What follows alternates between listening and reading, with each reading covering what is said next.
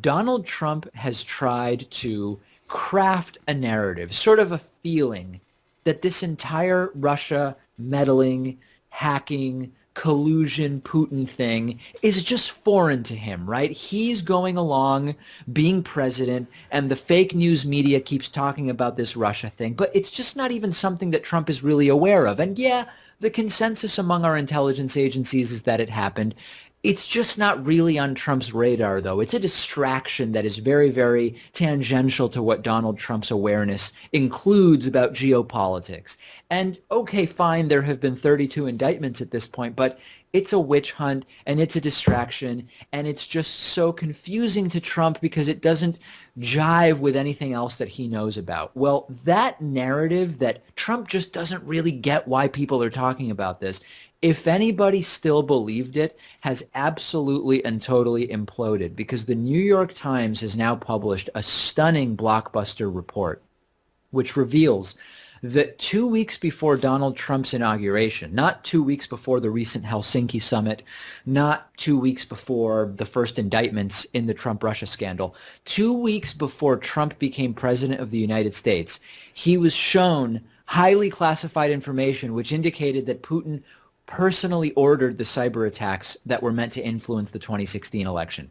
As the report in the New York Times says, Trump resisted acknowledging it, but at the time, he did seem convinced of this reality. And I want to remind you again, because this is just so key, weeks before the inauguration, this confirms that either Donald Trump has a really acute memory problem, so bad that really he shouldn't be president of the United States, or it confirms that Trump's entire attitude over the last year and a half, 2 years of, I don't know what they're talking about, I don't really believe it. It is, as we predicted, a complete and total farce. And in fact, this New York Times article, which we're going to link to, and I encourage you to read, it's extraordinarily well written and well researched. It points out that there are actually numerous instances when Donald Trump was briefed on Russia and briefed on Russia-related intelligence, and at least privately, the indication is that he accepted it. He didn't happily accept it. The word I believe that the New York Times article uses is he grudgingly accepted it, but he did accept it. So this public thing of it could have been anyone, why would Russia do it?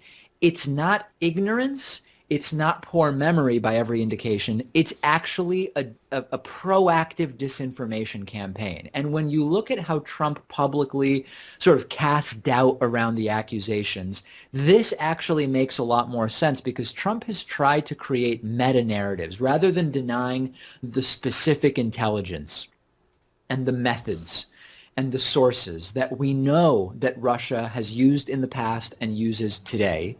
Trump comes up with meta-narratives to try to discredit the entire thing. Like, for example, Democrats are leading a witch hunt. It's not an attack on the underlying information. It's just writing it off as politics. Another example that in July of last year, Donald Trump tried to go with was that Putin and the Russians' cyber hacking skills are so good that if Russia really did do it, there wouldn't be any fingerprints on it because Russia is so good at covering their tracks. Or, for example, another meta-narrative that Donald Trump has used is that the intelligence community just can't be trusted, it's not reliable, or it's been politically subjugated. And still, it's hard to get consensus about the crisis that this represents. And one of the fundamental tenets of the type of government that we have, like if you believe in representative democracy to the extent that we have it in the United States, and of course, the extent to which we have it is increasingly sort of questionable,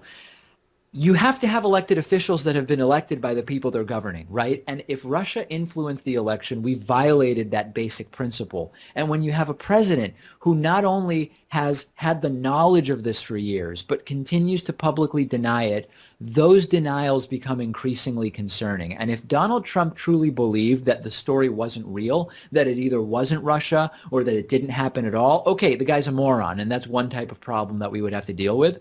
But what's become stunningly clear in the last couple of weeks, but especially with this new New York Times report, is that Trump does know what's going on, and he's known about what was going on since 2 weeks before the inauguration, and the denials and the misdirection and the counter-narratives are a proactive disinformation campaign, and I believe that that makes them worse. And the effort started very quickly, because let's go back to a tweet from 5 days after Donald Trump was briefed back in January of 2017 about the Russian meddling, and he, again, grudgingly accepted it. Intelligence agencies should never have allowed this fake news to leak into the public, said Trump. One last shot at me. Are we living in Nazi Germany? That's January of 2017. Trump already knew that he was telling untruths. And then just 5 weeks after the briefing, also back in 2017, Donald Trump tweeting, "This Russian connection nonsense is merely an attempt to cover up the many mistakes made in Hillary Clinton's losing campaign." We now know, because of the reporting of the New York Times, that Trump knew what he was saying wasn't true back when he said it in 2017. It wasn't ignorance, it was dishonesty. And then, of course, he fired James Comey, and he did everything else that we know that he did. And the context within which we understand that has been radically altered by knowing that Trump, weeks before the inauguration, accepted the realities of the intelligence community reporting on this. But as usual, what do we come to? What do we come to every time we uncover another layer of the atrocities that were committed? We come to, what do? Republican Party is not going to hold them accountable. It's not clear to me that voters are going to hold Trump and Republicans accountable in November. So what happens next? I don't have the answer. I wish I had the answer. If this doesn't end the presidency, not by itself, but as the culmination of this building story that we've now had for years rather, I don't know that anything will, and that's probably the most depressing reality that we've got to come to terms with. Send me your thoughts about this report and whether there will ever be repercussions and consequences for what we now know took place. I'm on Twitter at @dpacman, and the show is on Twitter at David Pacman Show. Today's program was made possible